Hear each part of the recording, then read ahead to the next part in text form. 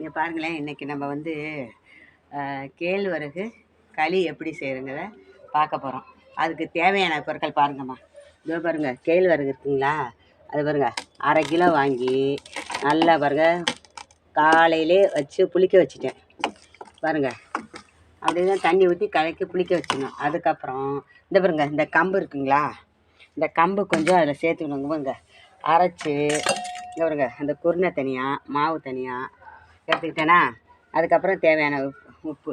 இதை நீங்கள் என்ன செய்யணும், இதோ பாருங்க இதுக்கு தண்ணி வச்சுட்டேன். பாருங்க கொதி வரும்போது இதில் ஊற்றி நம்ம கிண்டணுமா.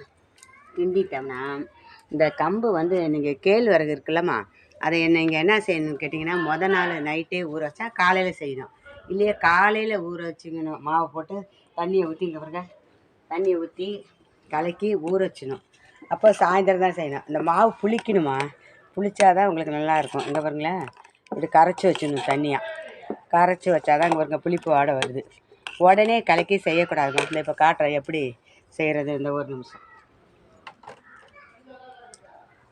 இதை பாருங்கள், இந்த பாருங்க ஒலை வச்சுட்டேன்னா, இந்த பாருங்க தண்ணி காய்ச்சி இதில் கூட நீங்கள் கொஞ்சம் புளிச்ச தண்ணி இருக்குல்ல, நீராறு தண்ணி கஞ்சி வச்சு கூட இதையும் கிண்டலாம். நம்ம கம்மஞ்சி வச்சுக்கின்ற மாதிரி.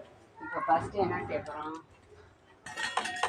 இது பாருங்க அந்த கம்பு அரைச்சி வச்சுருக்கோம் இல்லைங்களா, குருணை முதல்ல போட்டு இதை கிண்டிக்கணும்.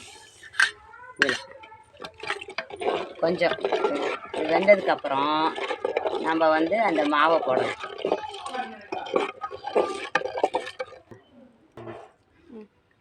இங்கே பாருங்கம்மா, இப்போ இந்த பாருங்களேன், இந்த நாராயணா அந்த கம்பு இருக்குல்லம்மா, அதோட குருணையை போட்டு இப்போ வேக வச்சோம்லம்மா, இது பாருங்க இது வெந்துருச்சு.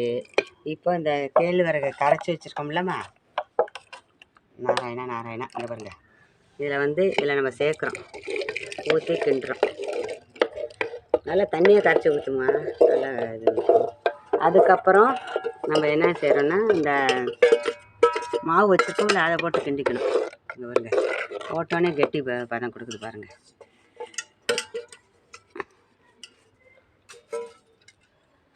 கையை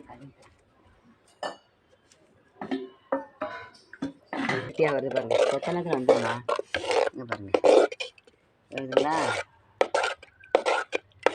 அதையும் போடுறேன். அதையும் போட்டோம்னா நல்லா வேணும்.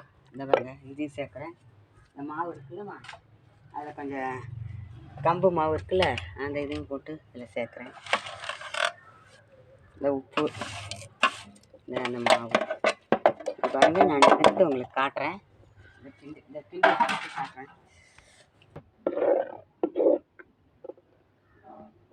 வெந்துட்டேம்மா, இது வெந்துடல.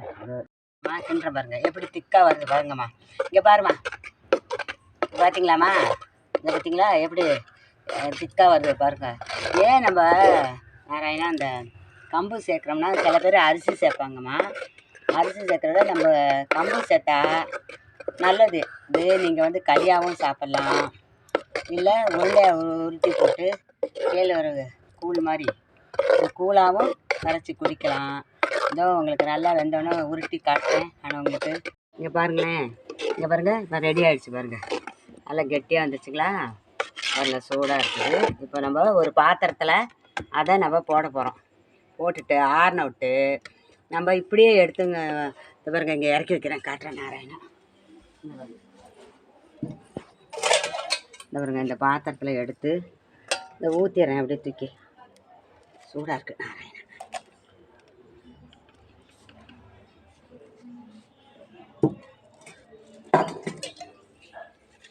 எடுத்து போட்டால் நேராக விட்டு இப்படி தூக்கி ஊற்றிட்டோமா. இங்கே இது பார்த்தீங்களா, இது வந்துடுச்சுங்களா.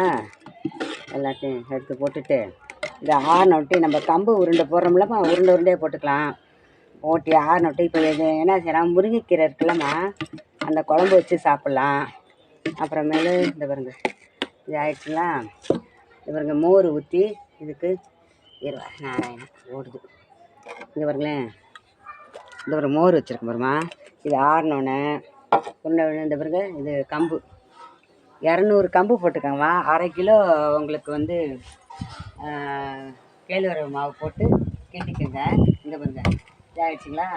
இதை வந்து காலையிலக்கே இப்போ கூட நீங்கள் என்ன இதெல்லாம் சூடாக சாப்பிட்னாலும் களியாக சாப்பிட்லாம், இல்லை கரைச்சி கொடுக்கனாலும் கூட இந்த மோர் இருக்கு இல்லையா, இந்த மோரை ஊற்றி இதை ஆறின ஊற்றி காட்டுறேன் பாருங்கள். ஆறின ஊற்றி இந்த இப்படி உருண்டை உருண்டையாக உருட்டணுமா, ஆறினோன்னே உருண்டை உருண்டையாக உருட்டி ஒரு பாத்திரத்தில் போட்டுடணும். அதை காட்டுறேன், ஊற்றி நீங்கள் சாப்பிட்லாம்.